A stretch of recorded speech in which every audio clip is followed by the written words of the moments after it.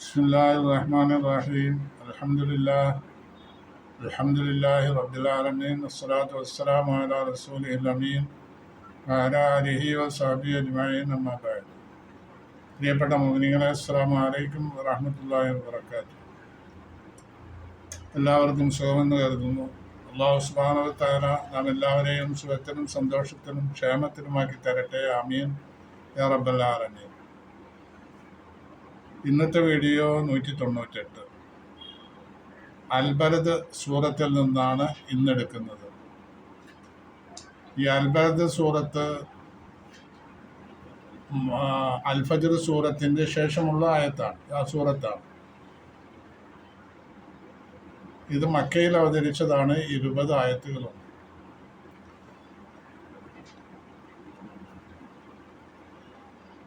ബിസ്മില്ലാഹിർ റഹ്മാനിർ റഹീം. ലാ ഉഖ്സിമു ബിഹാദൽ ബലദ് വഅൻത ഹില്ലും ബിഹാദൽ ബലദ് എന്നീ ആയത്തുകളെ കൊണ്ട് തുടങ്ങുന്ന സൂറത്താണ് അൽബലദ് സൂറത്ത് എന്ന് പറയുന്നത്. ലാ ഉഖ്സിമു ബിഹാദൽ ബലദ് എന്നുള്ളതിൽ അൽബലദ് എന്ന വാക്കുണ്ട്. അപ്പോൾ അൽബലദ് എന്ന വാക്ക് കൊണ്ട് പേര് വെച്ചു ഈ സൂറത്തിന്. ഇൻഷാ അല്ലാഹ് ഇതിൻ്റെ ആശയവും ഒറ്റവാക്ക് അർത്ഥങ്ങളും പറയാം. സൂറത്തിലേക്ക് പ്രവേശിക്കുകയാണ്. ബിസ്മില്ലാഹിർ റഹ്മാനിർ റഹീം. ലാ ഉഖ്സിമു ബിഹാദൽ ബലദ് വഅൻത ഹില്ലും ബിഹാദൽ ബലദ് വവാലിദിൻ വമാ വലദ് ലഖദ് ഖലഖ്നൽ ഇൻസാന ഫീ കബദ് അയഹ്സബു അൻ ലൻ യഖ്ദിറ അലൈഹി അഹദ്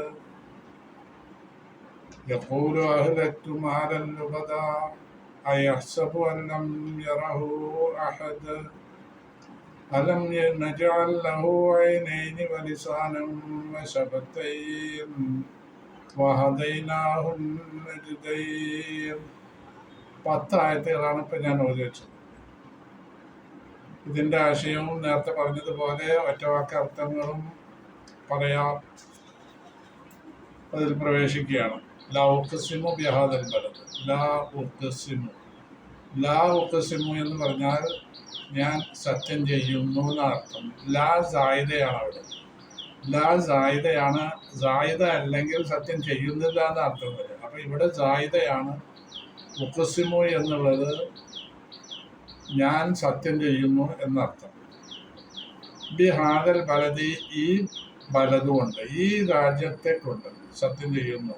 ഈ രാജ്യത്തെ കൊണ്ട് എന്ന് പറഞ്ഞാൽ ഖുർആൻ ഇറങ്ങുന്നത് എവിടെ വെച്ചാൽ? മക്കയിൽ വെച്ച്. ഇത് മക്കിയായ സൂറത്താണ്, മക്കയിൽ അവതരിച്ച സൂറത്താണ്. അപ്പോൾ മക്കത്ത് വെച്ച് അവതരിച്ച സൂറത്താകുമ്പോൾ ഈ നാട് എന്ന് പറഞ്ഞാൽ അത് മക്കയാണ്. അപ്പോൾ ഞാൻ സത്യം ചെയ്യുന്നു, ഈ നാട് കൊണ്ട് സത്യം ചെയ്യുന്നു. ആ മക്കയെ പിടിച്ച് അല്ലാഹു മക്കയെ തന്നെയാണ് സത്യം എന്ന് പറയാനുള്ള കാരണം എന്താ? മക്കയ്ക്ക് വളരെയധികം ശ്രേഷ്ഠതകളുണ്ട്. മക്ക അള്ളാഹുവിൻ്റെ കഅബ നിലകൊള്ളുന്ന സ്ഥലമാണ്. അതുകൊണ്ട് തന്നെ വലിയ സ്ഥാനമാണ്. മനുഷ്യന്മാരുടെ, മുഅ്മിനീങ്ങളുടെ, മുസ്ലിമീങ്ങളുടെ, ലോകമാകമാനമുള്ള മുസ്ലിംകളുടെ ഖിബ്ലയാകുന്ന കഅബ അത് സ്ഥിതി ചെയ്യുന്നത് മക്കത്താണ്. മക്കയും അതിൻ്റെ കുറെ പരിസര പ്രദേശങ്ങളും ഒരു 10-20 കിലോമീറ്ററുകൾ അടങ്ങിയ സ്ഥലം ഹറം ആമിനാണ്. ഹറം ആമിൻ എന്ന് പറഞ്ഞാൽ നിർഭയമായി അവിടെ കഴിയുവാനും ആരുടെയും അക്രമത്തിന് വിധേയരാകാനോ അതല്ലെങ്കിൽ ആരെയും ആക്രമിക്കാനോ പാടില്ല. അങ്ങനത്തെ സ്ഥലമാണ് ഈ ഹറം ആമിൻ എന്ന് പറയുന്നത്. അങ്ങനെ പരിശുദ്ധമായ സ്ഥലമാണ്. അവിടെ വെച്ച് ഒന്നിനെയും കൊല്ലാൻ പാടില്ല, അവിടെയുള്ള വൃക്ഷങ്ങൾ മുറിക്കാൻ പാടില്ല. ഇങ്ങനെയുള്ള പ്രത്യേകതകളൊക്കെ ഉണ്ട്. ബലദ് ഹറാം എന്ന് പറഞ്ഞാൽ ഹറം ആമിനാണ്. അല്ലാഹു സുബ്ഹാനഹു വ തആല മക്കയ്ക്ക് വളരെ പ്രത്യേകത നൽകിയിട്ടുണ്ട്. ഇബ്രാഹിം നബി അലൈഹിസ്സലാം പ്രാർത്ഥിച്ചു, ഭാര്യനെയും കുട്ടീനെയും ആ വിജനമായ സ്ഥലത്ത്, കൃഷിയോ മറ്റോ ഇല്ലാത്ത സ്ഥലത്ത്, വെള്ളം ആവശ്യത്തിന് കിട്ടാത്ത സ്ഥലത്ത് ഇബ്രാഹിം നബി ഭാര്യയെയും കുട്ടിയെയും അവിടെ ആക്കിയിട്ട് പോവുകയാണ്. അവിടെ വെച്ചൊരു ദ്വാ ചെയ്തിട്ടുണ്ട്. ആ ദ്വാ നമുക്ക് മനസ്സിലാക്കാവുന്ന വിധത്തിൽ ഇസ്മായിൽ നബിയും അദ്ദേഹവും കൂടി, ഇബ്രാഹിം നബിയും കൂടി കാഅബ പണിതു. ആ സമയത്ത് പ്രാർത്ഥിച്ച ദ്വായുണ്ട്. ആ ദ്വയിലെല്ലാം അദ്ദേഹം പറഞ്ഞിട്ടുള്ളത്, പടച്ചവനെ, എൻ്റെ അഹലിന് ഇവിടേക്ക് എല്ലാവിധ ഭക്ഷ്യസാധനങ്ങളും ഇവരുടെ ഈ ഭാഗത്തേക്ക് നീ തയ്യാർ ചെയ്ത് കൊടുക്കണമേ. അപ്പൊ അതിന്റെ പേരിൽ തുജുബായിലേഹി സമറാത്ത് കുല്ലിശൈ, എല്ലാ ഭക്ഷ്യസാധനങ്ങളും ഈ സ്ഥലത്തേക്ക് കൊണ്ടുവരപ്പെടും. അവിടെ കൃഷിയില്ല. കൃഷി ചെയ്തുകൊണ്ട് ഒരു സാധനവും അവിടെ കിട്ടാൻ പാടില്ല. കാരണം വെറും പാറയും പർവ്വതങ്ങളും നിറഞ്ഞ സ്ഥലമാണ്. പിന്നെ അതെല്ലാം അവിടെ കിട്ടും. ഇപ്പോഴത്തെ കാലത്ത് എല്ലാ സ്ഥലങ്ങളും എല്ലാ വസ്തുക്കളും അവിടെ ഇമ്പോർട്ട് ചെയ്യുന്നുണ്ട്. പക്ഷെ ഇതൊന്നും ഇല്ലാത്തൊരു കാലം ഉണ്ടായിരുന്നു. ആ കാലത്ത് പോലും അവിടെ ഭക്ഷണ സാധനങ്ങൾക്ക് ഒരു പ്രശ്നം ഉണ്ടായിരുന്നില്ല. അപ്പൊ അങ്ങനെ മക്കയ്ക്ക് വളരെയധികം പ്രത്യേകതകളുണ്ട്. ആ പ്രത്യേകതകളെല്ലാം വെച്ചുകൊണ്ടാണ് അള്ളാഹു സത്യം ചെയ്യുന്നത് മക്കയെ കൊണ്ട്. മാത്രമല്ല, രണ്ടാമത്തെ ആയത്തിൽ പറയുന്നത്, വഅന്ത ഹില്ലും ബിഹാദൽ ബലദ്, വഅന്ത, നീ റസൂലിനോട് പറയാം, ഹില്ലുൻ, നീ താമസിക്കുന്നയാളാണ്, ബിഹാദൽ ബലദ്, ഈ നാട്ടില്, ഈ നാട്ടിനെ കൊണ്ട് ഞാൻ സത്യം ചെയ്യുന്നു. എത്തരത്തിൽ നീ ഈ നാട്ടിൽ താമസിക്കുന്ന ആളാണ്. ഈ നാട്ടിൽ താമസിക്കുമ്പോൾ അതിന് ഒരു പ്രത്യേകത ഉണ്ടെന്ന്. ഒരു നാടിൻ്റെ അന്തസ്സും അഭിമാനവും നിലകൊള്ളുന്നത് അതിൽ വസിക്കുന്ന ആളുകളുടെ വിലയിരുത്തിയിട്ടാണ്. അന്തയാ മുഹമ്മദ്, അല്ലയോ മുഹമ്മദ് സല്ലല്ലാഹു അലൈഹി വസല്ലം, അന്ത നീ സാക്കിനുൻ വ മുഖീമുൻ ബി മക്ക, മക്കയിൽ താമസിക്കുന്ന ആളാണ്. ഇഷാറം ബി അന്ന ഷറഫൽ മക്കാനി ബി ഷറഫി അഹ്ലി, ഒരു സ്ഥലത്തിൻ്റെ സ്ഥാനമാനങ്ങൾ ഉണ്ടാകുന്നത് അതിൽ വസിക്കുന്ന ആളുകളുടെ അന്തസ്സും അഭിമാനവും അനുസരിച്ചാണ് ആ നാടിന് പിന്നെ അഭിമാനവും അല്ലെങ്കിൽ അന്തസ്സും നിലനിൽക്കുന്നത്. അപ്പോൾ നബി സല്ലല്ലാഹു അലൈഹി വസല്ലമ ഏറ്റവും അന്തസ്സുള്ള ആൾ, ഏറ്റവും അഭിമാനമുള്ള ആൾ, ഏറ്റവും അഷ്റഫായ എല്ലാ സൃഷ്ടികളിലും വെച്ച് മഹത്വമേറിയ വ്യക്തിത്വമാണ് റസൂലിൻ്റെ. അങ്ങനത്തെ റസൂല് താമസിക്കുന്ന ഇടം അത് ഏറ്റവും അഭിമാനവും അന്തസ്സും പിന്നെ ഷറഫുള്ള സ്ഥലമാവണമല്ലോ. അതാണ് അതിലുള്ള നോട്ടം. അല്ലാഹു തആല പറയാണ്, നീ ഇവിടെ താമസിക്കുന്ന ഈ മക്കയിൽ നീയാണെങ്കിൽ വലിയ സ്ഥാനമുള്ള ആളാണ്. അപ്പൊ പിന്നെ മക്കൾക്ക് സ്ഥാനം ഉണ്ടാവാതിരിക്കുമോ? അങ്ങനെ അതുകൊണ്ട് ഈ വക ഗുണങ്ങളും വിശേഷങ്ങളും അടങ്ങിയ മക്കയെ കൊണ്ട് അള്ളാഹു സത്യം ചെയ്യുകയാണ്. അപ്പോൾ വാലിദ്യം വന്നാ വലത്, അള്ളാഹു മറ്റൊരു സത്യം ചെയ്യുന്നത് വാലിദിനെ കൊണ്ട്, പിതാവിനെ കൊണ്ട്. ഒന്നാ വലത്, പിതാവിൻ്റെ സന്താനങ്ങളെ കൊണ്ട്. വാലിദ്യം വന്നാ വലത് എന്ന് പറഞ്ഞാൽ പിതാവിൻ്റെ സന്താനപരമ്പര.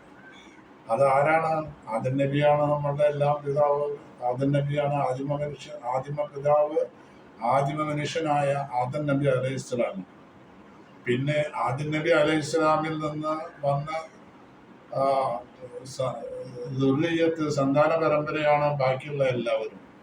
അതിൽ നല്ലവരും മോശക്കാരുമായ ആളുകളുണ്ട്. അതിൽ മോശക്കാരായ ആൾ സത്യത്തിന് ഉപയോഗിക്കുക എന്ന് പറഞ്ഞാൽ അത് ഷറഫുണ്ടാവണമല്ലോ. എന്തെങ്കിലും ഒരു ഷറഫുണ്ടെങ്കിലല്ലേ അവരെ ഇത്രയും അള്ളാഹു സത്യം ചെയ്യാനൊക്കെ ഉപയോഗിക്കുക. അപ്പൊ എല്ലാരെ കൊണ്ടും അള്ളാഹു സത്യം ചെയ്യുന്നില്ല, അത് നബിയുടെ മക്കളാണെന്ന് വെച്ചിട്ട് പിന്നെ അതിൽ വെച്ച് സാലിഹ്യങ്ങളെ മാത്രം എടുത്തിട്ട് അഖ്സമ ബി ആദം വദുരിയത്തിഹി സ്വാലിഹിൻ, ആദം നബിനെ കൊണ്ടും അതിൽ വെച്ചുള്ള സന്താന പരമ്പരയിൽ സാലിഹ്യങ്ങളായ ആളുകളെ കൊണ്ടുമാണ് അള്ളാഹു സത്യം ചെയ്യുന്നത്. അതില് നല്ലവരും മോശക്കാരും ഉണ്ട് ആദം നബിയുടെ മക്കളിൽ.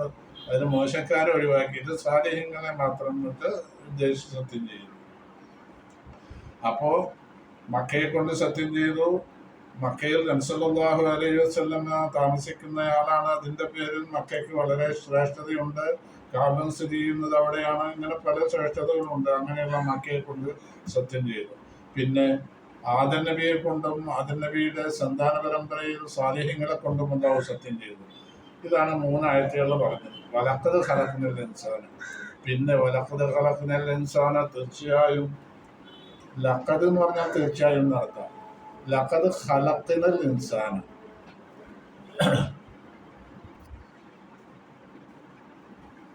ലഖദ് ഖലഖ്നൽ ഇൻസാന ഫീ കബദ്. ലഖദ് ഖലഖ്നൽ ഇൻസാന, ലഖദ് എന്ന് പറഞ്ഞാൽ തീർച്ചയായും എന്നർത്ഥം. ഖലഖ്ന നമ്മൾ സൃഷ്ടിച്ചു, അൽ ഇൻസാന മനുഷ്യനെ, ഫീ കബദിൻ വളരെ വിഷമത്തിലായിട്ടും ബുദ്ധിമുട്ടിലായിട്ടും. നമ്മൾക്ക് ബുദ്ധിമുട്ടല്ല, സൃഷ്ടിക്കാനുള്ള ബുദ്ധിമുട്ടല്ല പറയുന്നത്.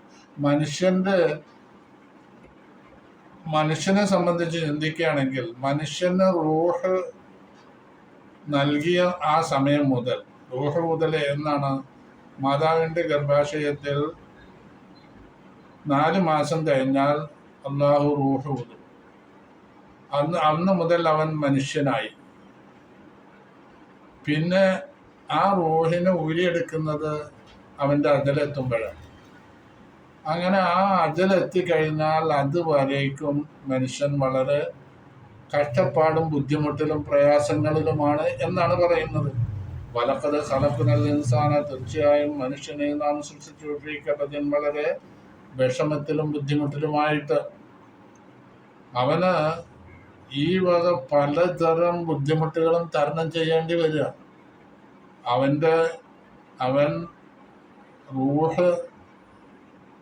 അവന് റൂഹ് ഊതിക്കഴിഞ്ഞാൽ അവൻ്റെ ആ റൂഹ് അവനിൽ നിന്ന്, ആത്മാവിനെ അവനിൽ നിന്ന് ഊരിയെടുക്കുന്നത് വരേക്കും ഇത്തരം കഷ്ടപ്പാടുകളും ബുദ്ധിമുട്ടുകളും അവനുണ്ടായിരിക്കും എന്നാ പറഞ്ഞതിൻ്റെ അർത്ഥം. ലഖദ് ഖലഖ്നൽ ഇൻസാന ഫീ കബദ്, മനുഷ്യനെ സൃഷ്ടിച്ചു വളരെ ബുദ്ധിമുട്ടിലും, ഫീ തഅബിൻ വമശഖത്തിൻ, വളരെ ബുദ്ധിമുട്ടിലും വിഷമത്തിലുമായിട്ട്. 5-ാമത്തെ ആയത്തിൽ പറയുന്ന അയഹ്സബു അല്ലൻ യഖ്ദിറ അലൈഹി അഹദ്. അയഹ്സബു, അവൻ ചിന്തിക്കുന്നോ മനുഷ്യൻ, അല്ലൻ യഖ്ദിറ അലൈഹി അഹദ്, അവന് മേൽ ഒരാൾക്കും ഒന്നിനും കഴിയില്ല എന്നുള്ളൊരു ചിന്തയുണ്ടോ അവന്? അയഹ്സബു, അവൻ ചിന്തിക്കുന്നു. അവൻ എന്ന് പറഞ്ഞാൽ ചിന്തിക്കും, ഇസ്തിഫാമാണ്. ചോദ്യചിഹ്നം ഇസ്തിഫാമായിട്ട് ഉപയോഗിക്കുക എന്ന് പറഞ്ഞാൽ ചോദ്യചിഹ്നമാണ്. യഹ്സബു എന്ന് പറഞ്ഞാൽ വിചാരിക്കുക, ചിന്തിക്കുക.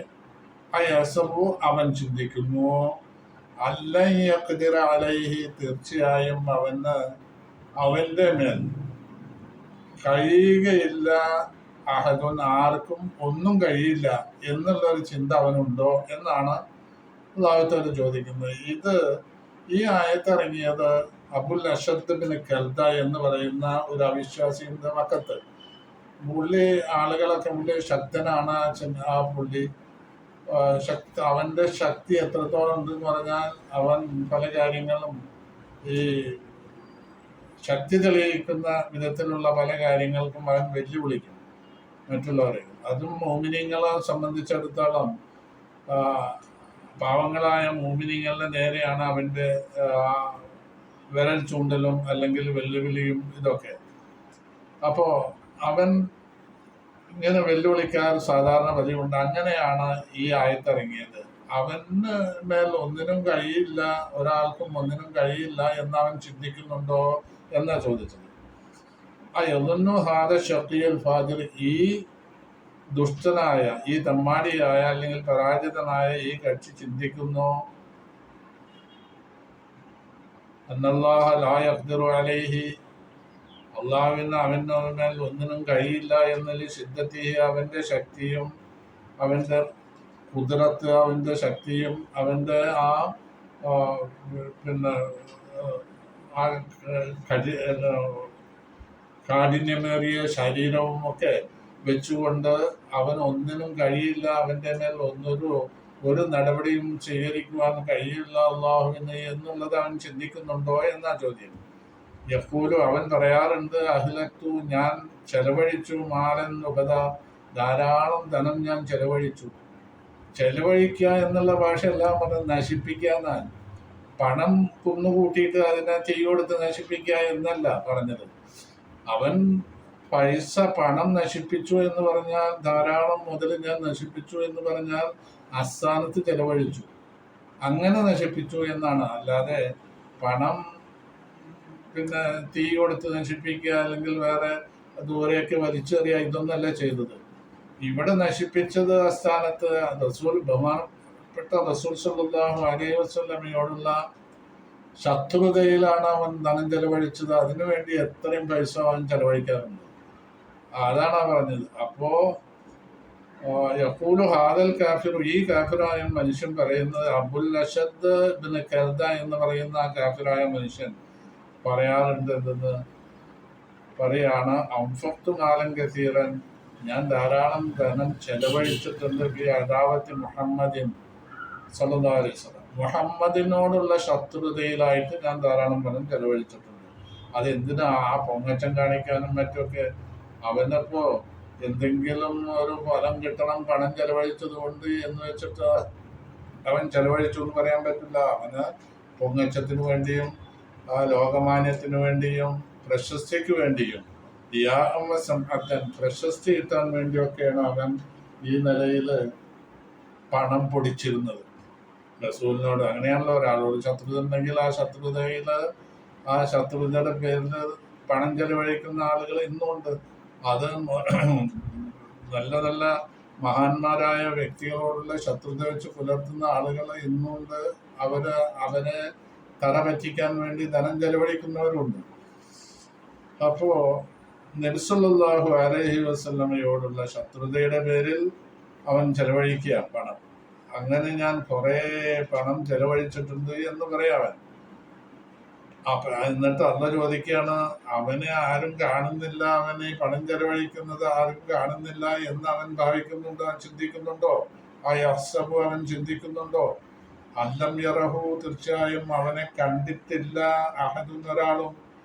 അള്ളാഹു അല്ലാതെ, അള്ളാഹു ഉൾപ്പെടെ ആരും അവനെ കണ്ടിട്ടില്ല എന്ന് അവൻ ധരിക്കുന്നുണ്ടോ? തീർച്ചയായും അള്ളാഹു അങ്ങനെ വേണ്ട, അങ്ങനെ ധരിക്കണ്ട. അള്ളാഹു അവനെ സദാ നിരീക്ഷിച്ചു കൊണ്ടിരിക്കുന്നുണ്ട്. അവൻ പണം ചെലവഴിക്കുന്നതും റസൂലിനോടുള്ള ശത്രുത വെച്ച് പുലർത്തുന്നതും എല്ലാം അള്ളാഹു കണ്ടുകൊണ്ടിരിക്കുന്നുണ്ട്. അതുകൊണ്ട് അതിനെ സംബന്ധിച്ച് നാളെ മഹ്ശറയിൽ ചോദ്യം ചെയ്യപ്പെടും. അങ്ങനെ ചോദ്യം ചെയ്യപ്പെട്ടാൽ അവന് ശിക്ഷ ലഭിക്കുകയും ചെയ്യും. അതുകൊണ്ട് അവൻ അങ്ങനെ ചിന്തിക്കണ്ട എന്ന് പറയണേ. ഹീനക്കാനയും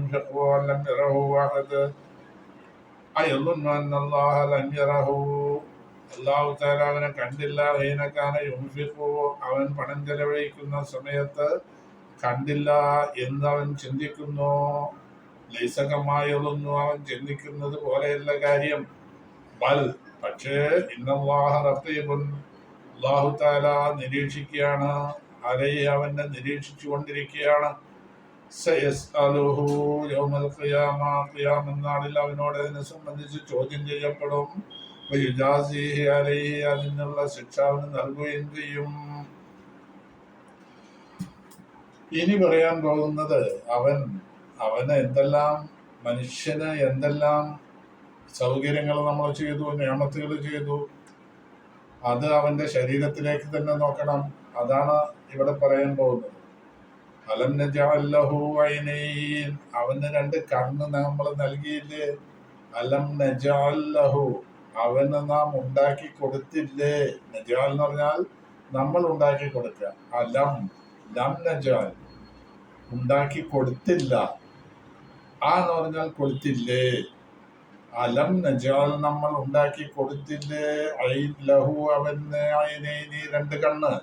ഈ രണ്ട് കണ്ണും ഉപയോഗിച്ചിട്ട് എല്ലാ കാണപ്പെടുന്ന വസ്തുക്കളെയും കണ്ണുകൊണ്ട് കാണാൻ പറ്റുന്ന സർവ വസ്തുക്കളെയും അവന് കണ്ട് ആസ്വദിക്കാൻ കഴിയും. അങ്ങനെയുള്ള രണ്ട് കണ്ണ് കൊടുത്തില്ലേ. കണ്ണില്ലെങ്കിൽ ഒന്നും കാണാൻ കഴിയുമായിരുന്നില്ല. വളരെ പ്രയാസമാണ് കണ്ണില്ലെങ്കിൽ എന്താണ് ഉണ്ടാവുക എന്നുള്ളത്. അത് കണ്ണില്ലാതെ വരുമ്പോഴാണ് അതിന്റെ കണ്ണിന്റെ മഹത്വം അറിയാർക്കാ. കണ്ണില്ലാത്തവർക്കാ. കണ്ണുള്ളവര് എല്ലാം ഇങ്ങനെ നോക്കി ഹറാമും ഹലാലും ഒക്കെ നോക്കിയിട്ട് ഇങ്ങനെ അശ്രദ്ധരായി ഗഫലത്തിലായി ജീവിച്ച് മുന്നോട്ട് പോവുക. അവിടെ ചിന്തിക്കാൻ സമയമില്ല അവന്. അതേ സമയത്ത് കണ്ണില്ലാത്തവർ അനുഭവിക്കുന്ന കഷ്ടപ്പാടുകളും ബുദ്ധിമുട്ടുകളും എന്താണ്? അപ്പോഴാണ് കണ്ണിന്റെ മഹത്വം മനസ്സിലാകുന്നത്. അലന്റെ ജാലഹുവൈനയും രണ്ട് കണ്ണ് അവന് നമ്മൾ കൊടുത്തില്ലേ. അലന്റെ ജാലഹുവൈനാനി കാണാൻ പറ്റുന്ന രണ്ട് കണ്ണ് അവൻ കൊടുത്തില്ലേ. പിന്നെ ലിസാനൻ നാവിനെ നൽകിയില്ലേ. ശഫത്തൈനി രണ്ട് ചുണ്ടും. നാവുണ്ടെങ്കിലാണ് ഭക്ഷണത്തിന്റെ രുചി അറിയാൻ പറ്റുമോ. തിന്നാൻ കുടിക്കുക എന്നല്ലാതെ ഭക്ഷണത്തിന്റെ രുചി ഇല്ലെങ്കിൽ പിന്നെ ആ തീറ്റക്കും കുടിക്കും എന്താണ് ഒരു ഒരു ഒരു ഒരു ഗുണമുള്ളത്? ഒരു ഗുണമില്ല. അപ്പോ ഉപ്പില്ലാത്ത ഭക്ഷണം കഴിക്കുമ്പോൾ എന്തായിരിക്കും സ്ഥിതി? അതിലപ്പുറമാണ് രുചി അറിയാൻ പറ്റാതെ ഭക്ഷണം കഴിക്കുക എന്ന് പറഞ്ഞത്. അപ്പോ ആ രുചി അറിയാൻ നാവ് അനിവാര്യമാണ്. മാത്രമല്ല നമ്മളുടെ മനസ്സിലുള്ളത് വാക്കുകളിലൂടെ അത് സമർപ്പിക്കുവാൻ നമ്മൾക്ക് കഴിയുന്നതുകൊണ്ട് നാവ് കൊണ്ട്. നാവില്ലെങ്കിൽ അതിന് കഴിയില്ല. വാക്കുകളിലൂടെ നമുക്ക് നമ്മളുടെ ഹൃദയത്തിലുള്ള വികാരങ്ങള് വാക്കുകളിലായിട്ട് നമ്മൾക്ക് അതിന് പ്രകടമാക്കാൻ കഴിയുന്നത് നാവ് കൊണ്ടാണ്. അതും സാധിക്കില്ല ഇതൊന്നുമില്ലെങ്കിൽ. അപ്പോ ശഫത്തൈന് രണ്ട് ചുണ്ടുകളും നമ്മൾ അവനുണ്ടാക്കി കൊടുത്തില്ലേ. ചുണ്ടില്ലെങ്കിൽ എന്താണ് സ്ഥിതി? ചുണ്ടുള്ളത് കൊണ്ടാണ് ഭക്ഷണം നമുക്ക് ശരിക്കും കഴിക്കാൻ പറ്റുന്നത്, വെള്ളം കുടിക്കാൻ പറ്റുന്നത്, പാനീയങ്ങള് ഇതൊക്കെ കുടിക്കാൻ പറ്റുന്നത്. അപ്പോ ഇത് വായയുടെ മേൽഭാഗത്തായിട്ട് ചുണ്ടുകൾ ഇല്ലാത്തൊരു സ്ഥിതി വരെയാണെങ്കിൽ ഈ ചുണ്ടുണ്ടെങ്കിൽ മാത്രമേ നമ്മൾക്ക് ഭക്ഷണം കഴിക്കാനും അത് വേണ്ട വിധത്തിൽ ആവാനും സാധിക്കുള്ളൂ. നമ്മളവന് മാർഗം, നേരായ മാർഗം കാണിച്ചു കൊടുത്തില്ല. നജ്ദൈനി ഖൈറേതാണ് ഷർറേതാണ് എന്നുള്ള രണ്ട് വഴികൾ അവന് കാണിച്ചു കൊടുത്തു. ഖൈറിന്റെ വഴിയും ഷെറിന്റെ വഴിയും. ഖൈറായ കാര്യങ്ങളും ഷെറായ കാര്യങ്ങളും വേർതിരിച്ചവന് കാണിച്ചു കൊടുത്തു. നല്ലതും ചീത്തയും ഏതൊക്കെയാണെന്ന് അവന് കാണിച്ചു കൊടുത്തു. ഹദൈനാഹു നജ്ദൈന ഖൈറ വശർറ ഇന്നാ ഹദൈനാഹു സബീല ഇമ്മാ ശാകിറൻ വ ഇമ്മാ കഫൂറ. വേറൊരായത്തിലുണ്ട് ഇന്നാ ഹദൈനാഹു സബീല, തീർച്ചയായും മനുഷ്യന് നാം നേർവഴി കാണിച്ചു കൊടുത്തു.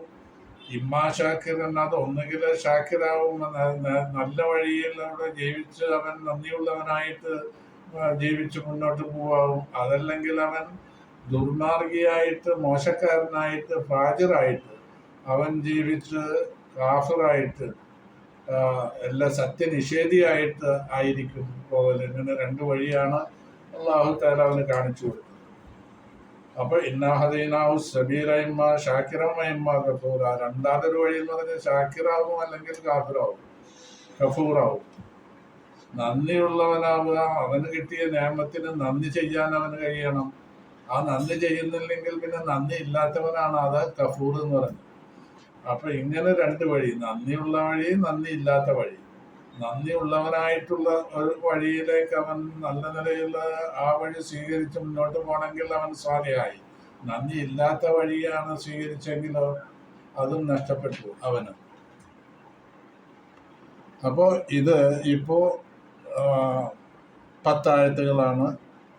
ഇൻഷാ അല്ലാഹ് ഇനി അടുത്ത 10 ആയത്തുകൾ അടുത്ത വീഡിയോയിൽ ഇൻഷാ അല്ലാഹ്. ഇപ്പോൾ ഇത് ഈ വീഡിയോ നിങ്ങൾ സബ്സ്ക്രൈബ് ചെയ്യണം, ഷെയർ ചെയ്യുകയും ലൈക്ക് ചെയ്യുകയും ചെയ്യുക. അള്ളാഹു നിങ്ങൾക്ക് അതിന് തൗഫീഖ് തരട്ടെ. എന്ന് പ്രാർത്ഥിക്കുന്നു. ഇനി ഇവിടെ വെച്ച് നിർത്തുകയാണ്. അസ്സലാമു അലൈക്കും വറഹ്മത്തുള്ളാഹി വബറകാതുഹു.